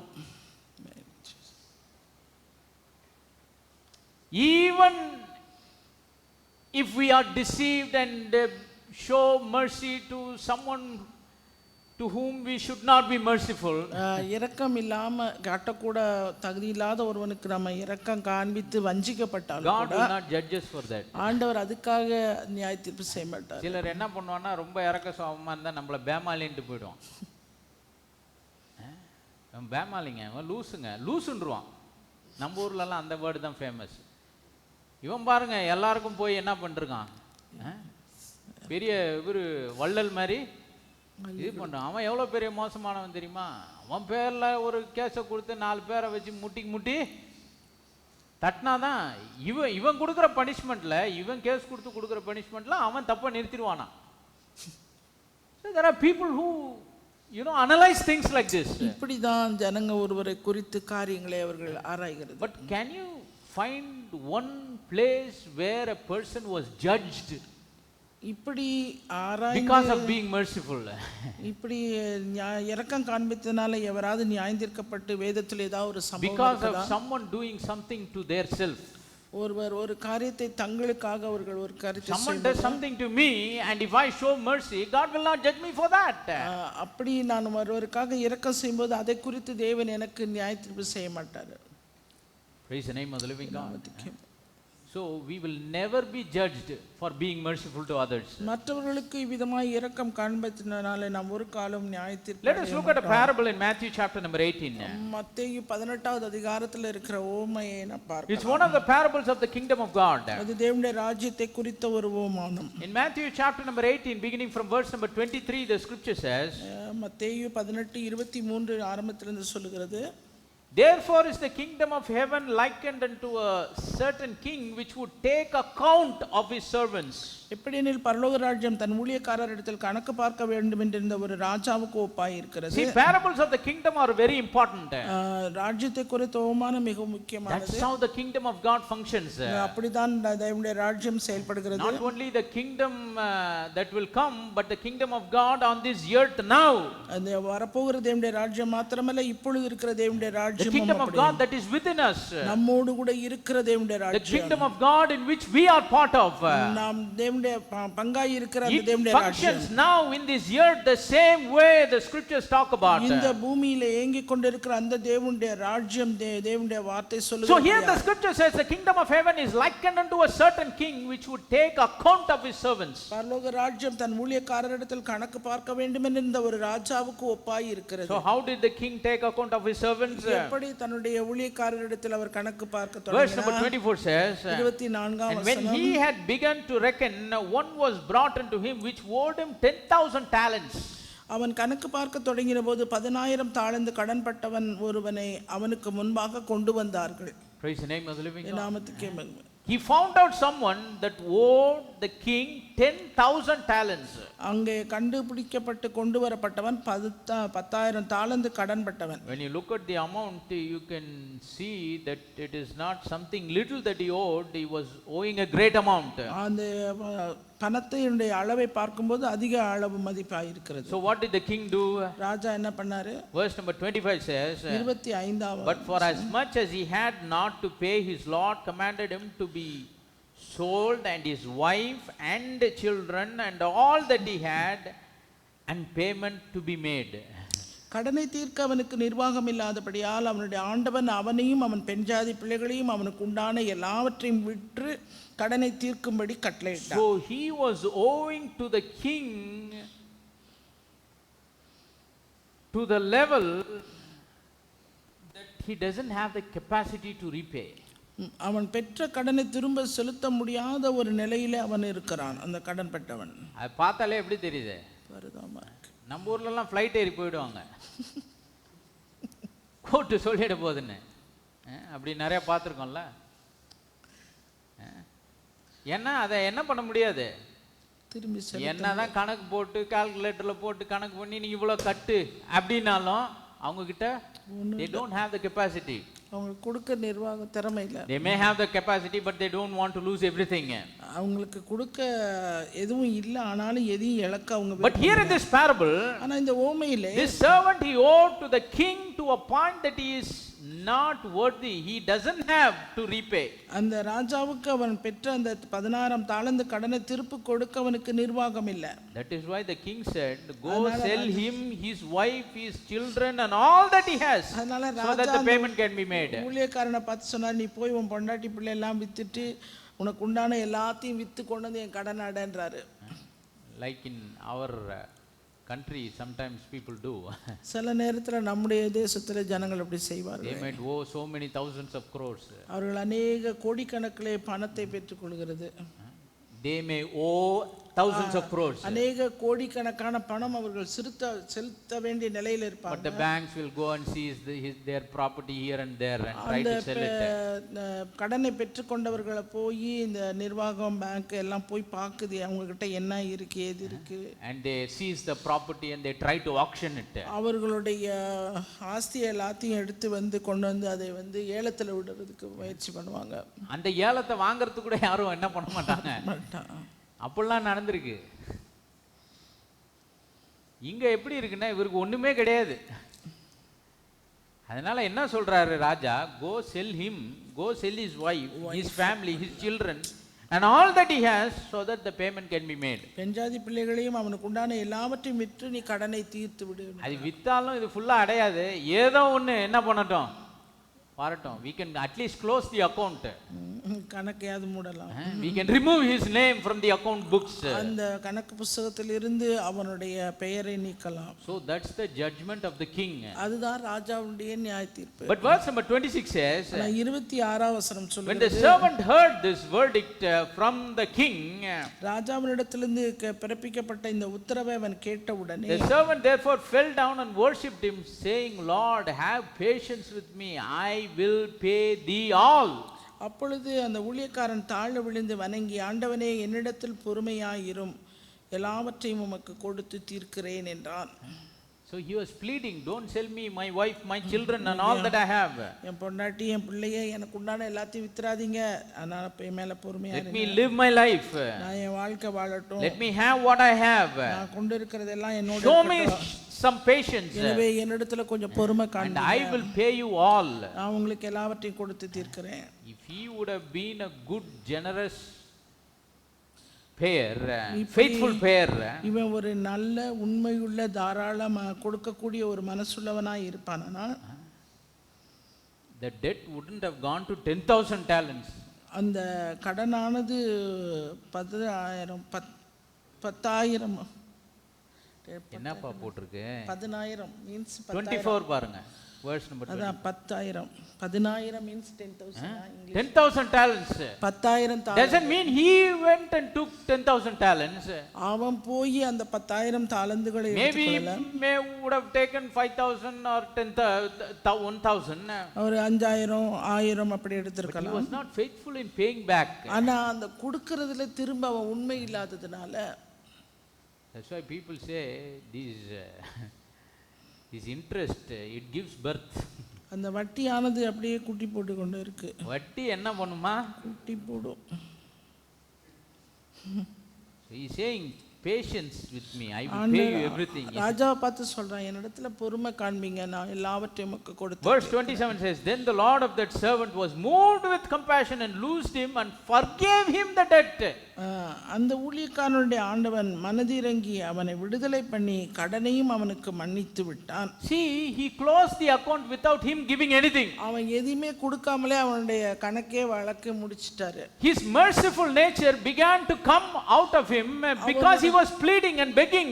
அவன் ஆண்டவன் அந்த ராஜாவினிடத்துல வேண்டிக் கொண்டதுனால, அவரை கெஞ்சினதுனால அந்த ஆண்டவன் அவனுடைய கணக்கு வழக்கு எல்லாத்தையும் அவனுக்கு மன்னித்து. The merciful nature came out of the king because the servant fell down and worshipped him. அந்த ராஜாவினிடத்திலிருந்து இந்த ஊழியக்காரன் அவன் விழுந்து இறங்க வேண்டி கேட்டதுனால அவருக்குள்ள இருந்த அந்த இரக்கம் அவனுக்கு வெளிப்பட்டது. He only asked him, just give me some time, have some patience, I will pay you back everything. என்னிடத்துல கொஞ்சம் பொறுமையா இருங்க, எல்லாத்தையும் நான் கொடுத்து தீர்க்கிறேன் என்று தான் சொன்னான். But this king was so generous ஆனால் இந்த in his Raja merciful attribute அவருடைய இரக்கத்திலே மிகவும் தாராளம் உள்ளவராய் இருந்தபடினாலே, that the scripture says he was moved with compassion our and loosed him and forgave him the debt. அவன் மீது மனதிறங்கி அவனை விடுதலை பண்ணி அவன் கடனுக்கையும் அவனுக்கு மன்னித்து விட்டார். Praise the name of the living God. நாமத்துக்கே. This is the king that operates in the kingdom of heaven. இது வந்து பரலோக ராஜ்யத்திலே ராஜா செய்கிற ஒரு காரியம், கிரியை செய்கிறார். Not in any justice system in this world. இந்த உலகத்துல இருக்கிற நீதி காரியங்கள் அல்ல. The justice system in this world will never say anything like this. இந்த உலகத்துல இருக்கிற நியாய தீர்ப்பு காரியங்கள்ல இப்படிமான வார்த்தைகள் எல்லாம் நாம் எதிர்பார்க்க But the righteous judge in the kingdom of God, ஆனால் தேவனுடைய ராஜ்யத்திலே அந்த சரியான ராஜா, though the servant owed 10,000 talents, இந்த ஊழியக்காரன் வந்து 10,000 தாலந்து, though he deserved the punishment, அவன் தண்டனைக்கு பாத்திரவானாய் though இருந்தான், he deserved him to be sold, அவன் விற்கப்படுவதற்கு though தகுதியுள்ளவனாய் his இருந்தான், wife and children and all that he had deserved to be sold, அவனுடைய மனைவி பிள்ளைகள் அவனுக்கு உண்டான எல்லாம் விற்கப்பட தகுதி பெற்றவனாய் இருந்தான். because he pleaded for mercy, அவன் இரக்கத்துக்காக கெஞ்சினதினாலே he was moved with compassion அந்த ராஜா வந்து அவனிடத்துக்கு மனதிறங்கி and loosed him and forgave him the debt. அவனை விடுதலை பண்ணி கடனையும் அவனுக்கு மன்னித்து விட்டான்.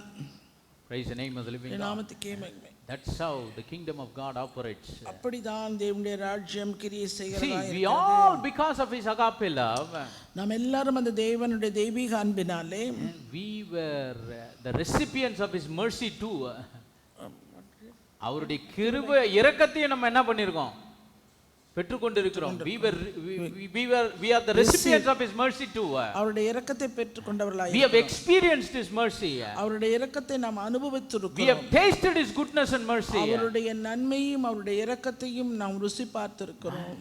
Because of what he did on the cross. அவர் அந்த கல்வாரி சிலுவையிலே என்ன That செய்தாரோ is அது why நிமித்தமாக anyone who asks for forgiveness, எனவே எவர் ஒருவர் பாவ மன்னிப்புக்காக anyone who அவரிடத்தில் கேட்கிறாரோ, repents, எவர் ஒருவர் மனம் திரும்புகிறாரோ, like this servant did, இந்த ஊழியக்காரன் செய்தது போல they will be recipients of God's mercy. அவர்கள் தேவனுடைய இரக்கத்தை பெறுகிறவர்களாய் இருக்கிறார்கள். Praise the name of the living God. நாமத்துக்கே மகிமை. Verse number 28 says, 28ஆம் வசனம் சொல்லுகிறது, that same servant அதே ஊழியக்காரன் தான் who received the mercy from the king, ராஜாவினிடத்தில் இரக்கத்தை பெற்ற அதே ஊழியக்காரன், who just had the 10,000 talents of his debt cancelled, அவனுடைய 10,000 தாலந்து கடன்களும் மன்னிக்கப்பட்ட அதே ஊழியக்காரன் now he goes out இப்ப வெளியே புறப்பட்டு போறான். and he finds one of his colleagues, one of his fellow servants, அவனுடைய கீழே இருக்கிற இன்னொரு ஊழியக்காரனை பார்க்கிறான், which owed him 100 pence. அவன் வேற ஒண்ணில் அவன் 100 வெள்ளி பணம் அவனிடத்தில் கடன் பட்டிருந்தான்.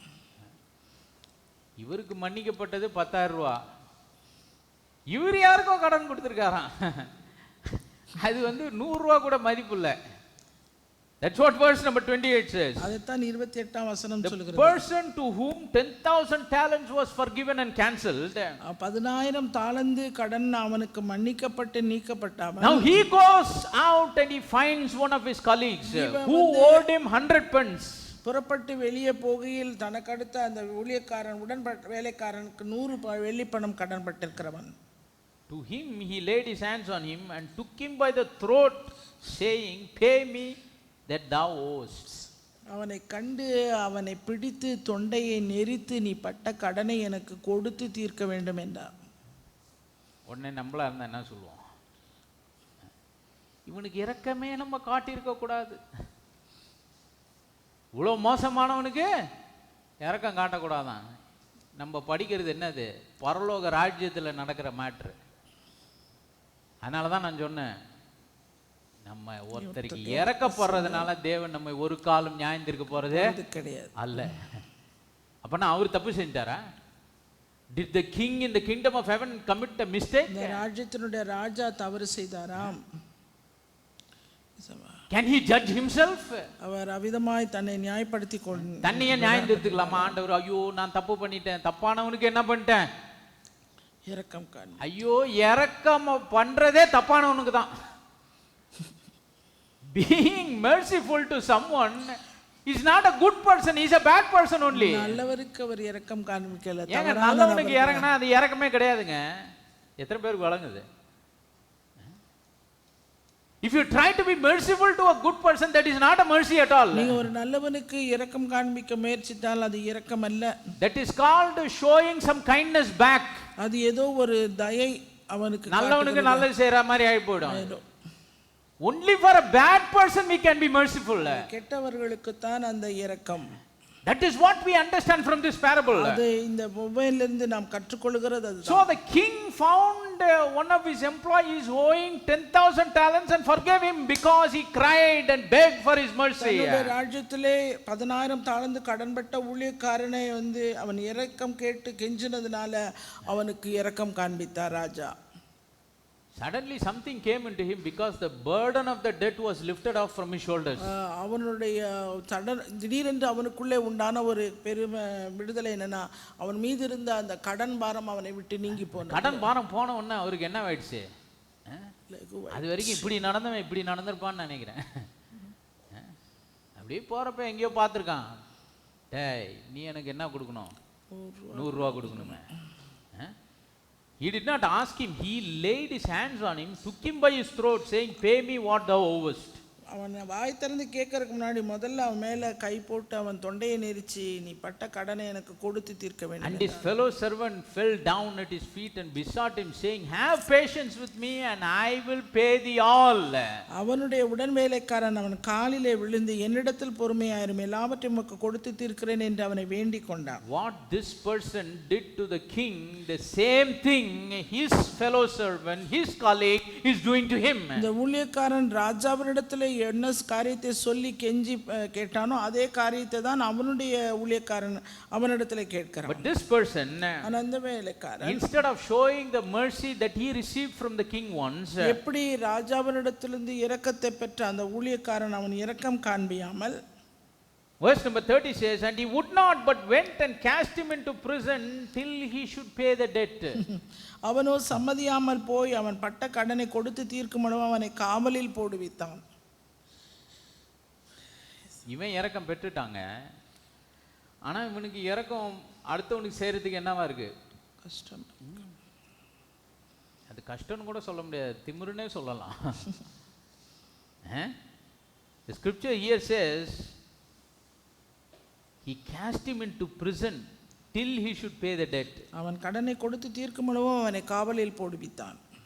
So all these things were being watched by all of the fellow servants of this person.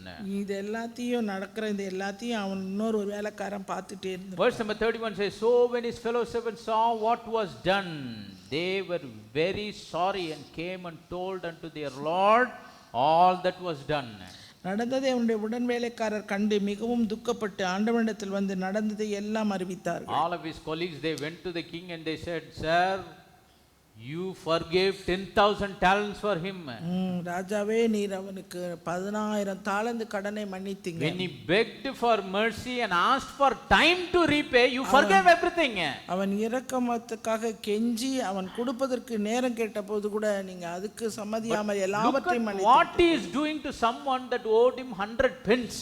ஆனால் இப்பொழுது 100 பணத்துக்காக ஒருவனை அவன் இந்த காரியம் செய்திருக்கிறான். He laid his hands on him and he grabbed him by his throat, put him in the prison, வைத்து தொண்டையை நெரித்து அவனை பிரிசன்ல சிறைச்சாலையில போட்டு. His colleague begged the same way he begged you, king. அந்த ராஜா அந்த ஊழியக்காரன் உங்களிடத்துல வேண்டினது போலவே அந்த வேலைக்காரன் அவனிடத்துல வேண்டினான். But he threw him in the prison and he said, till you pay the debt you cannot come out. பணத்தை கொடுக்கிற வரைக்கும் அவனை காவலிலே போடுவித்தான்.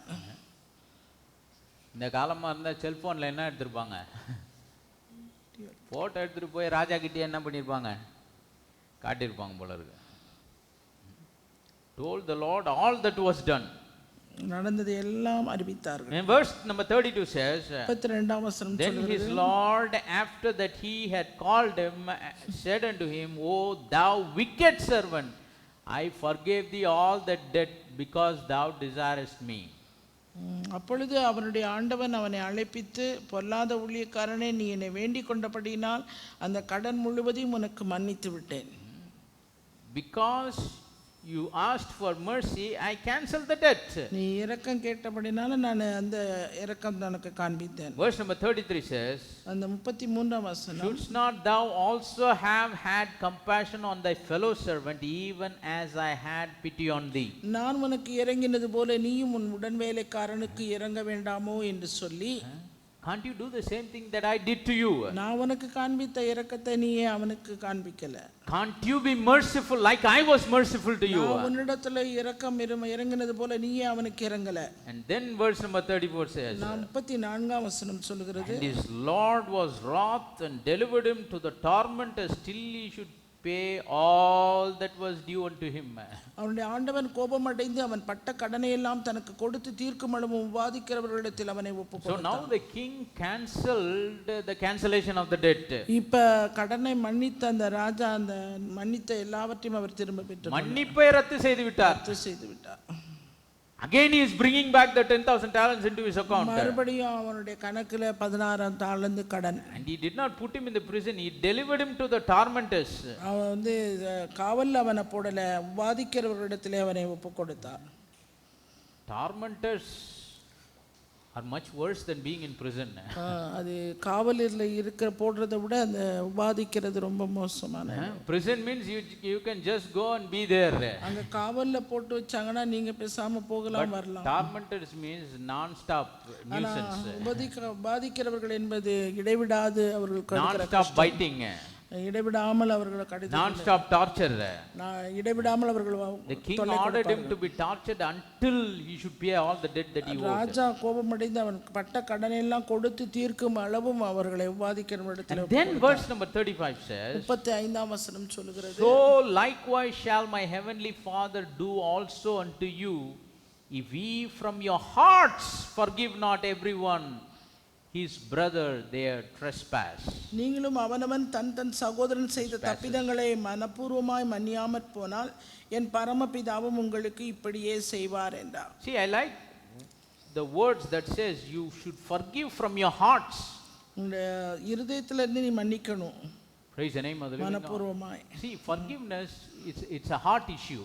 அந்த மன்னிக்கிறது என்பது அது இருதய சம்பந்தப்பட்ட Every காரியம். act of forgiveness, it must begin from the heart. எனவே மன்னிக்கிற ஒவ்வொரு காரியமும் இருதயத்திலிருந்து ஆரம்பிக்கப்பட வேண்டும். Being merciful, it's an attribute of the heart. அந்த இரக்கம் காண்பிப்பதும் அது இருதய It சம்பந்தப்பட்டது. should begin from the heart. அது இருதயத்திலிருந்து ஆரம்பிக்கப்பட வேண்டும். Praise the name of the living God. நாமத்துக்கே மகிமை. So when the king first forgave all the 10,000 talents, எனவே ராஜா அந்த ஊழியக்காரனுடைய 10,000 தாலந்து கடனையும் அவனுக்கு மன்னித்தார். he did not do it half-heartedly.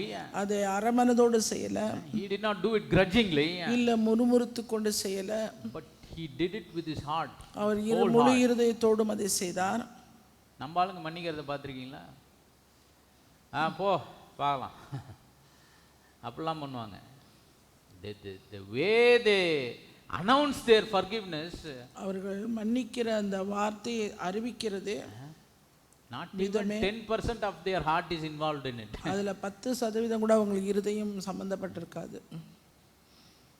Because they try to, be looked upon by others as someone who is merciful, they just do it for namesake. பேருக்காக மற்றவங்க செய்யறது போல அந்த மன்னிப்பை அவர்கள் செய்யறாங்க. Okay, forgive you, go. போ, நான் உன்னை மன்னிச்சிட்டேன். Sometimes they get some good things and give it to them and say, go. சில நல்ல காரியங்களை அவர்கள் எடுத்து கொடுத்து சரி போ. டீ பிஸ்கட் வாங்கி கொடுத்துட்டா என்ன ஆயிடுச்சான்? மன்னிக்கிறதான். ஆண்டவர்கிட்ட இதெல்லாம் நடக்காது. அவர் இருதயத்தை பார்க்குறாரு. வெறும் டீ பிஸ்கெட்டை பார்த்து மன்னிச்சிட்டான்னு என்ன பண்ண மாட்டார்? கணக்கு போடவே முதல்ல இருதயத்தில் மன்னிச்சான்னு தான் பார்க்குறாரு. See, this is very important. இது மிகவும் முக்கியமானது. Some people think if you do some, external acts of kindness, it means you have forgiven the people. அந்த குற்றம் சாட்டப்பட்டிருக்கிற அவருக்கு இரக்கம் காண்பிக்கும் போது மன்னிக்கும் போது ஏதோ ஒரு சில நல்ல காரியங்களை நாம் வெளிப்படையாக செய்கிறது. சில புறம்பான நன்மைகளை ஒருத்தருக்கு செய்யறதுனால அவரை என்ன பண்ணிடுறோம்? மன்னிச்சிட்டோம்னு நினைக்கிறாங்க. ஆனா அது மட்டும் இல்ல. That is not the only thing. அது ஒரு காரியம் மாத்திரமல்ல. The scripture here says from your hearts. மனப்பூர்வமாய். Being merciful is an attribute that comes out of our hearts. எனவே உங்களுடைய இரக்கம் காண்பிக்கிறது நீங்கள் மன்னிக்கிறது உங்கள் இருதயத்திலிருந்து. From the whole heart we need to forgive. எனவே முழு இருதயத்தோடு மன்னிக்க வேண்டும். From the heart, after we forgive, we can do anything we want to them. எனவே முழு மன்னிப்பு மனப்பூர்வமாய் இரக்கம் காண்பித்த பிறகு என்ன வேண்டுமானாலும் அவர்களுக்கு செய்யலாம். This is how the kingdom of God operates. தேவனுடைய ராஜ்யம் அப்படியாக கிரியை செய்கிறது. This man, இந்த மனுஷன், this servant, இந்த ஊழியக்காரன், whom the same king later called him a wicked servant. அதே ஊழியக்காரனை பார்த்து ராஜா பொல்லாத ஊழியக்காரனே. ஊழியக்காரன் கடைசியில என்ன ஊழியக்காரன் ஆயிட்டான்? பொல்லாத ஊழியக்காரன். பொல்லாத ஊழியக்காரன். What was the mistake he did? அவன் செய்த தவறு என்ன? For his debt he pleaded and received the mercy. இவனுடைய கடனுக்காக ஆண்டவரிடத்தில் அவன் இரக்கம் கேட்டான். ஆண்டவர் இரக்கம் காண்பித்தார், மன்னித்தார். But when it came to the point of him being merciful to someone who relatively had a minuscule amount of money that owed to him, அவனிடத்திலே குறைவான பணம் கடன் பெற்றவனிடத்திலே இதே இரக்கத்தை காண்பிக்க அவர் நேரம் வந்தபோது he did not show mercy. அவிதமாய் அவன் இரக்கம் காண்பிக்கல. That is why what happened? அதனால தான் நடந்தது என்ன? The king cancelled his cancellation of the debt. ராஜா அவனுக்கு கடனை மன்னித்த அந்த மன்னிப்பை அவர் நீக்கினார். And delivered him to the tormentors. உபாதிக்கிறவரிடத்தில் அவனை ஒப்பு கொடுத்தார். ஒருவேளை அவன் யோசிச்சிருக்கலாம், இந்த டார்மெண்டர்ஸ் கிட்ட போனதுக்கு நம்ம என்ன பண்ணிடலாம், மனைவி பிள்ளைகள் அதெல்லாம் விற்றே கடனை அடிச்சிருக்கலாம்னு யோசிச்சிருக்கலாம். But what do we learn from this story? இந்த உண்மையிலிருந்து நாம் கற்றுக்கொள்கிறது என்ன? In the kingdom of God, தேவனுடைய ராஜ்யத்திலே, as people of the kingdom, தேவனுடைய ராஜ்யத்தின் மக்களாய், being merciful is not an option. நமக்கு இரக்கம் காண்பிப்பது என்பது ஒரு தெரிந்து கொள்ளுதல் அல்ல, சாய்ஸ் அல்ல. It's a definite attribute of anyone who say he has the Holy Spirit and the agape love. பரிசுத்த ஆவியும் தெய்வீக அன்பும் என்னிடத்தில் இருக்கிறது என்று சொல்லுகிற ஒவ்வொருவரிடத்திலும் காணப்பட வேண்டிய கட்டாயமான ஒரு Be தன்மை. merciful, it must be a habit in our life. எனவே அந்த இரக்கம் காண்பிப்பது என்பது நம்முடைய வாழ்க்கையின் பழக்கமாக அது மாறப்பட வேண்டும். If we are the partakers of the divine nature, it must be an habitual attribute in our life. அந்த தெய்வீக சுபாவத்திலே பங்குள்ளவர்களாய் நாம் இருப்போமானால் இந்த இரக்கம் காண்பிக்கிற அந்த தன்மை நம்முடைய வாழ்க்கையின் பங்காய் இருக்கும். That is the nature of God's அது chosen people. தேவனுடைய தெய்வீக தன்மையாகும். That's the nature of every seed of God. தேவனுடைய ஒவ்வொரு வித்துக்கும் உள்ளே காணப்பட வேண்டிய God's ஒரு chosen தன்மை. people, they must always be merciful. தேவனுடைய ஜனங்களாய் இருக்கப்படுகிறவர்கள் எப்பொழுதும் அவர்கள் இரக்கமுள்ளவர்களாய் They can never be wrong.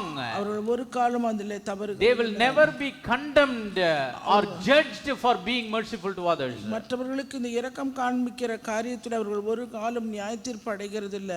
Praise the name of the living God. நாமத்துக்கு மகிமை. That's how God deals, test our faith sometimes. விதமாய் நம்முடைய விசுவாசத்தை கூட தேவன் சோதிக்கிறவர். God tests our faith in many ways. ஆண்டவர் நம்முடைய விசுவாசத்தை சோதிப்பது பல வழிகளிலே. But one of the ways he tests us is அதை சோதிக்கிற வழிகளிலே ஒன்று என்னவென்றால் whether we are showing mercy to others the same way we receive the mercy from him. அவரிடத்திலிருந்து பெற்ற அந்த இரக்கத்தை போலவே நாம் மற்றவர்களுக்கு இரக்கம் காண்பிக்கிறோமா என்பதுதான். வழங்குதா? இது என்னமா வச்சிருக்கிறார் ஆண்டவர்? ஒரு விசுவாச சோதனை. So whenever God tests us in this way, இவ்விதமாய் நம்மை பரீட்சிக்கும் போது he tests us with this test when we are powerful, when we have some power to have some control over someone. ஒருவர் மீது ஏதோ ஒரு கட்டுப்பாடு நம்முடையவர்களாகிறோம். எல்லாருக்கும் ஒரு வல்லமை இருக்கு. Not all of us are presidents or prime ministers. எல்லாரும் வந்து ஜனாதிபதி இல்ல, முதலமைச்சரும் இல்ல. But everyone has some power. ஆனா எப்படியோ ஒவ்வொருவருக்குள்ளும் ஒரு வல்லமை இருக்கிறது, அதிகாரம் இருக்கு. A man has a power over his family. அவருடைய ஒரு குடும்ப தலைவனுக்கு அந்த குடும்பத்தின் மீது A அதிகாரம். woman has a power over her children. எனவே ஒரு மனைவியானவளுக்கு அந்த பிள்ளைகள் பெற்ற பிள்ளைகள் Whether மீது it's in the அதிகாரம். family, whether it's in the working place, குடும்பத்திலேயோ இல்ல வேலை செய்கிற or இடத்திலேயோ even in the ministry, இல்ல ஊழியத்திலேயோ God has given us some power and authority. ஏதோ சில அதிகாரங்களை வல்லமைகளை தேவன் ஒவ்வொருவருக்கும் And கொடுத்திருக்கிறார். God is seeing how well we are exercising or using that power and authority. ஆண்டவர் கொடுத்திருக்கிற இந்த அதிகாரம், இந்த வல்லமைகளை என்ன விதத்திலே நாம் பயன்படுத்துகிறோம் என்பதையும் அவர் He பார்க்கிறார். wants us to use the power and authority, not misuse it. அதை சரியான வழியிலே நாம் உபயோகப்படுத்துறோமா என்பதுதான் அவருடைய So பார்வை. God doesn't test us when we are powerless, but he tests us when we are powerful. நாம் பலமில்லாதவர்களாய், சக்தி இல்லாதவர்களாய், அதிகாரம் இல்லாதவர்களாய் இருக்கும்போது தேவன் நம்மை Yes, பரீட்சிக்கும் போது, first in this parable the king had power over this servant. இந்த ஓமையில பார்க்கிறோம், முதலாவது ராஜாவுக்கு வல்லமை இருந்தது அந்த ஊழியக்காரன் The மேல். king could have done anything he would have chosen to do. அவனுக்கு என்ன செய்யலாம் என்று தெரிந்தெடுத்து செய்யனாலும் செஞ்சிருக்கலாம் He Raja. cancelled the debt here, அங்கே அவனுடைய கடனை அவனுக்கு but மன்னித்து he could have rightfully punished him there. அந்த இடத்துல அந்த கடனுக்காக அவனை தண்டிக்கவும் கூட செய்யலாம். He would have rightfully put him into the prison at that இல்ல அந்த time. நேரத்துல அவன் கொடுக்காததுனால காவல்ல போடலாம். Even at that first time he would have delivered him to the tormentors. இல்ல முதல் தரமே உபாதிக்கிறவரிடத்தை அவனை ஒப்பு But the கொடுத்திருக்கலாம். king did not do that. ஆனால் ராஜா அதெல்லாம் செய்யல. Though he had the power, அவருக்கு அந்த அதிகாரம் வல்லமை இருந்த போதும், though he had the power to put him in prison and deliver him to the tormentors in the first place, முதல் தரமே அவன் வேண்டின போதே அவனை கடனை மன்னிக்காம உபாதிக்கிறவரிடத்திலோ சிறைச்சாலையிலோ காவலிலோ போடுறதுக்கு அதிகாரம் the king of the kingdom of heaven, அந்த ராஜ்யத்தினுடைய ராஜா he chose to be merciful to him. அவன் மீது இரக்கம் காண்பிக்க தெரிந்து But கொண்டான். when he went out, ஆனா அவன் வெளியே போன ஊழியக்காரன் வெளியே போன போது he had power over his colleague தனக்கு கீழே இருக்கிற வேலைக்காரன் மீது அவன் அதிகாரம் to உள்ளவனானான். forgive a minuscule amount of 100 ஒரு pennies. 100 வெள்ளி பணத்தை கூட மன்னிக்க அவனுக்கு முடியல. He had power to do that. அதை செய்வதற்குரிய அதிகாரம் அவனுக்கு இருந்த Like போது, he punished him and put him in the prison, he also had the power to forgive him. அதுபோல எப்படி அவனை வந்து உபாதிக்க சிறைச்சாலையில காவல்ல கொடுத்து தீர்மானம் போடானோ அதை அவனை மன்னிக்கவும் அவனுக்கு Let me அதிகாரம். tell you, my brothers and sisters, நான் ஒரு காரியத்தை சொல்கிறேன் சகோதர God சகோதரிகளே. is so carefully watching each and every one of us. நாம் ஒவ்வொருவரையும் தேவன் மிகவும் நுண்ணியமாக அவர் He is watching our motives. நம்முடைய நோக்கங்களை எல்லாவற்றையும் அவர் He is watching our intentions. நம்முடைய தீர்மானம் என்னது என்பதை அவர் He knows our heart. நம்முடைய இருதயத்தை அவர் அறிந்தவராய் He knows how we are dealing with our people and the acquaintances that we have in our life. நம்முடைய வாழ்க்கையிலே நாம் கொண்டிருக்கிற ஜனங்களோடு எந்த அளவு நாம் அவர்களோடு பழகுகிறோம், காரியங்களை செய்கிறோம் என்கிறதை குறித்து. And whenever there is a bad person, we have to be merciful. எப்பெல்லாம் ஒரு தவறான ஒரு மோசமான ஆளுக்கு நம்ம இரக்கம் காண்பிக்கிறோமோ, praise the name of the living God, நாமத்துக்கே மகிமை. we can never go wrong. நாம அந்த இடத்துல தவறு செய்ய God will never judge us or condemn us by being merciful even to the wrong person. தவறான நபருக்கு இரக்கம் காண்பிப்பதனால நம்மை அவர் நியாயம் தீர்ப்பதில்லை. Even the people to whom we are trying to be merciful may be insincere people. ஒரு உண்மையில்லாதவர்களுக்கு இடத்துல போய் நாம் அவர்களுக்கு இரக்கம் காண்பிக்க போகும்போது கூட தேவன் நம்மை நியாயம் தீர்க்க. But God will never judge us for that. ஆனா தேவன் நம்மை ஒரு He will never judge us for that. நம்மை அதற்காக ஒரு காலம் அவர் நியாயம் தீர்க்கிறது இல்லை. The king in this parable, இந்த ஓமையில இருக்கிற இந்த ராஜா, he very well knew when he forgave what he will do to his fellow servant. அந்த வேலைக்காரனுக்கு அவன் என்ன செஞ்சாங்கறத அவர் நன்கு அறிந்தவர். இல்ல, அந்த வேலைக்காரனுக்கு தன்னுடைய சக ஊழியனுக்கு அந்த 100 வெள்ளி பணத்தை மன்னிக்க மாட்டான்றது அவருக்கு முன்னாடியே தெரியும். இப்போ ஒருவேளை யோசிச்சிருக்கலாம், அந்த பாயில எதுக்கு நம்ம மன்னிச்சு விடணும்னு நினைச்சிருக்கலாம்ல. But he didn't do that. ஆனா அவிதமாய் செய்யல. This king, he foreknew that he would go and will not forgive his fellow servant and cast him into the prison. தன்னுடைய உடன் வேலைக்காரன் 100 வெள்ளி பணத்தை அவனை மன்னித்து அவனை விடுதலை பெற அவன் செய்ய மாட்டான் என்பதை இந்த ராஜா முன்பே அறிந்தவராய் இருந்தார். So he could have thought, why I have to forgive him now? அப்படிப்பட்ட சூழ்நிலையில இவனுக்கு ஏன் நான் மன்னித்து இவனுக்கு கடனை ரத்து பண்ணணும் என்று சொல்லி நினைத்திருக்கலாம். Give him a chance. ஆனா ஒரு வாய்ப்பு கொடுத்தார். Praise the name of the living God. நாமத்துக்கே மகிமை. That's why we can never be wrong. எனவே இப்படி செய்கிறதுனால நம்ம ஒரு காலம் தவறி We will never be condemned. நம்ம ஒரு காலம் அந்த ஆக்கினை ஆகிறது We இல்ல. will never be judged. அது மாத்திரமல்ல ஒரு காலம் நம் நியாய தீர்ப்படைகிறது இல்ல. For being merciful even to insincere people. அந்த உண்மையில்லாதவர்களுக்கு நாம் இரக்கம் காண்பிக்கும் போது கூட சிலர்லாம் இவன் உளுந்து கதறன மாதிரி கதறத பார்த்தா நம்மளுக்கு முன்னாடியே தெரியும். இவன் அழுவுறது, இவன் போடுறதெல்லாம் என்னது வேஷம்னு. Sometimes we can also perceive it. நம்மளால கூட அத சில நேரங்களில் அறிந்து கொள்ள முடியும். Cry and beg and say sorry, this that, please leave me. ஜனங்க அழுது கூப்பாடு போட்டு அவங்க வருத்தமா சொல்லும் எல்லா காரியத்தையும் நாம் பார்க்கும்போது அது வேஷம். No, is a big rat that will come back to bite us. பின்னாடி ஏதோ ஒரு காரியம் வச்சிருக்கான் செய்ய போறான், திரும்பி வந்து நம்மள கடிக்க போறானே. அதனால முடியாதுன்னு நம்ம சொல்ல முடியாது. This king did. இந்த ராஜா செய்தார். And he is saying, blessed are the merciful. இரக்கமுள்ளவர்கள் பாக்கியவான்கள். Praise the name of the living God. நாமத்துக்கே மகிமை. Sometimes God tests us like that. இவ்விதமாய் தேவன் சில நேரங்களிலே நம்மை பரீட்சிக்கிறார். So whenever we are in a place to show mercy to others, எப்பொழுதெல்லாம் மற்றவர்களுக்கு இரக்கம் காண்பிக்க ஒரு நேரம் ஒரு சமயம் நமக்கு உண்டாகிறது. no matter however we judge that people, அந்த ஜனங்களை நம்ம எப்படி மற்றவர்கள் என்று நியாயப்படுத்தி they may சொல்லலாம். look like good people or they may look like bad people. அவங்க ஒருவேளை நல்லவங்களா தோற்றத்துக்கு தெரியலாம், கெட்டவங்களா தெரியலாம். Once we are in the place to show God's mercy to others, ஆனால் மற்றவர்களுக்கு தேவனுடைய இரக்கத்தை காண்பிக்க ஒரு நேரம் நமக்கு வரும்போது, let's remember the mercy that he showed us. அவர் நமக்கு காண்பித்த அந்த இரக்கத்தை முதல்ல நாம நினைச்சு பார்த்துக்கணும். Praise the name of the living God. நாமத்துக்கே மகிமை. Yes, we know sometimes they are not worthy. சில நேரத்துல அவங்க அதுக்கு தகுதி இல்லை என்பது நமக்கு நன்றாக தெரியும். Yes, sometimes we know they will not change, they will do the same thing over and over again. அவங்க அதை செய்து அவர்களை காப்பாற்றினா கூட அவங்க மாற மாட்டாங்கங்கிறது நமக்கு தெரியும். Sometimes they are within our power that we can take revenge on them. சில நேரங்களில் நமக்கு உண்டாயிருக்கிற அதிகார வல்லமை குறித்து அவங்க வச்சு பழிவாங்க கூட நம்மளால முடியும். But the chosen of God, ஆனால் தேவனாலே தெரிந்து கொள்ளப்பட்டவர்கள், they reveal this attribute of being merciful. அவர்கள் மற்றவர்களுக்கு அந்த தேவனுடைய இரக்கத்தை காண்பிக்க கூடியவர்கள். Praise the name of the living God. நாமத்துக்கே மகிமை. We see in the scripture, வேத வசனத்தை பார்க்கிறோம். I believe we read some scriptures even in the last week. கடந்த வாரத்திலே வாசிக்க கேட்ட சில வேத வசனங்கள், how Saul did so much evil things to David. Saul தாவீதுக்கு எத்தனையான பொல்லாப்பான காரியங்களை செய்தார். But David was sincere, and ஆனால் தாவீதோ உண்மையுள்ளவனாய் உத்தமமாய் even when he got the opportunity to take revenge on him, அவன் மீது பழிவாங்குறதுக்கான ஒரு வாய்ப்பு தருணம் தாவீதுக்கு கிடைத்த போதும் கூட he never did it. அதை ஒரு காலம் அவன் செய்யல. He showed the mercy. அவன் இரக்கத்தை காண்பித்தான். He had respect to Saul and the anointing that he carried. அவன் கொண்டிருந்த அந்த அபிஷேகத்துக்கு மதிப்பு கொடுத்து அவனை மதித்தான். Praise the name of the living God. நாமத்துக்கே மகிமை. He was merciful to Saul to the point even Saul was astonished.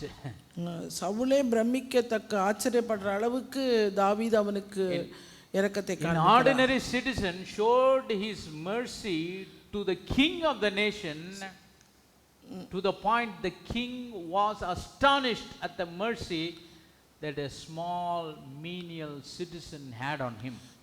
ஒரு சாதாரண குடிமகனாய் இருக்கிற தாவீது ராஜாவாய் இருந்த சவுலுக்கு தன் இரக்கத்தை காண்பித்தது சவுல் ராஜாவை ஆச்சரியப்படுகிற அளவுக்கு இருந்தது. He was not even a government servant.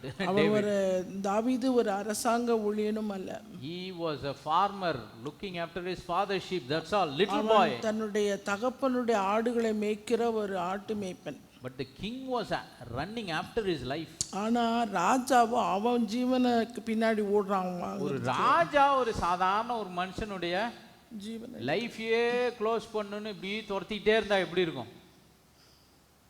David also is running here and there into the wilderness and cave and தாவீதும் வனாந்தரத்திலும் குகையிலும் போய் தன்னை ஒளித்துக் கொண்டு அங்கும் இங்குமாய் ஓடி அலைந்து ஏங்க ஒரு இடத்துல பார்க்கறேன் இந்த சின்ன தாவீதை பிடிக்க ஒரு பெரிய படையை கூட்டு போறாங்க சவுல்.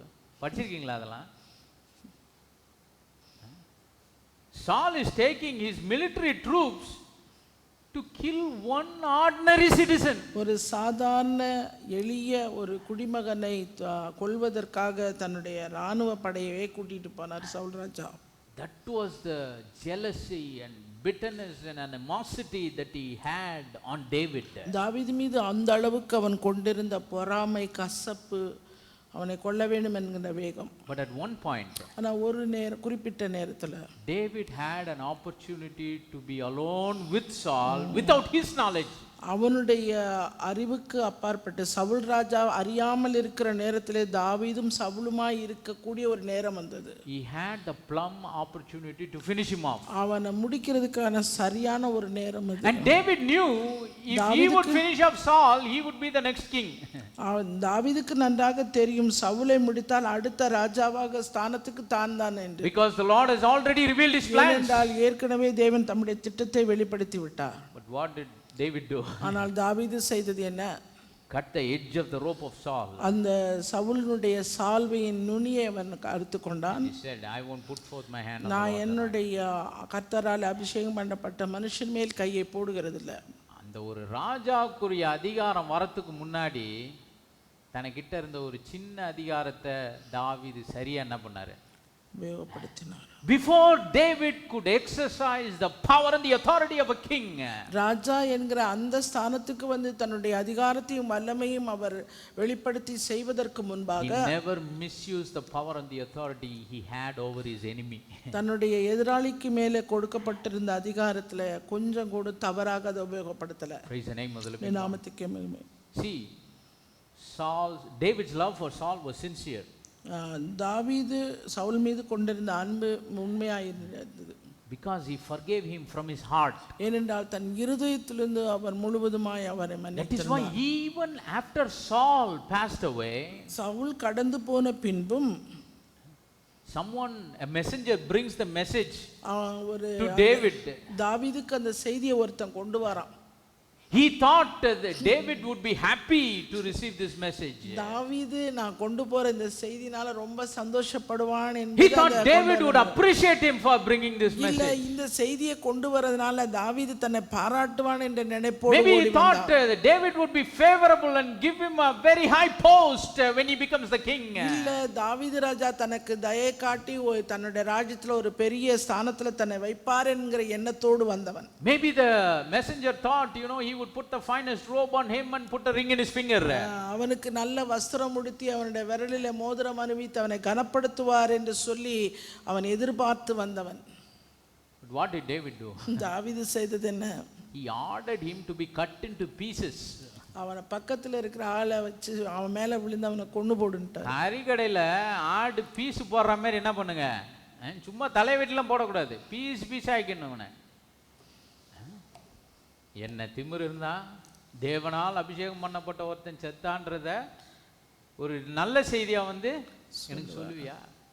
அந்த பாவி யாருன்னு பைபிளில் படிச்சா அவன் ஒரு அமலேக்கியனா. அமலேக்கியன். அவன் எப்படி வந்தான்?